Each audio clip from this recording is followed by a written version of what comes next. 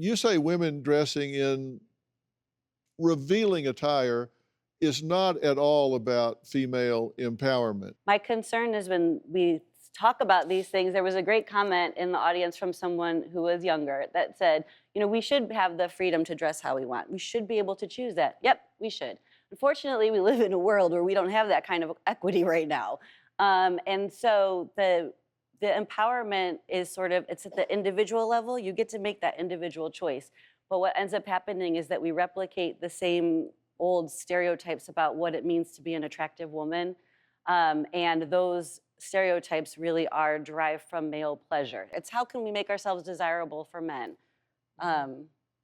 Yeah, but that may not be where someone is coming from. Like no, you say, that's not where you're coming I know from. you are not thinking that by any means. The problem is we can't make that choice in this bubble. We don't live in a bubble. We live in this broader world. Okay, go ahead.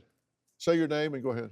I'm JC. I had a situation, actually, back in July. I was on an airplane, and I was about to board, and then a lady inside working the airport came up to me, and she said, do you have a jacket on you? Can you cover up? This is what you were wearing, right? Yeah, that pink shirt. So she's like, okay, well, I'm going to go grab you a shirt. Well, you sit here. You can't board the plane. Did they say what they thought was going to happen if you got if you got on with that on? Did they think there was going to be... No, she's like, you can't board the plane. A riot or something? Yeah, right? Like, I don't know. Were you allowed to board? Yep, because no one else had an issue with... Okay, nobody had an issue. But no one else. Okay. Now, Nikki, you've always gravitated towards showing more skin. I have always. So, actually, that's an interesting point to say. I have always, because I remember being a child and wanting my shorts or my skirts to be shorter and my shirts to be tighter. It's like a look and a silhouette and the proportions of my body that I've always vibed with. And I think this conversation of desirability, there she is.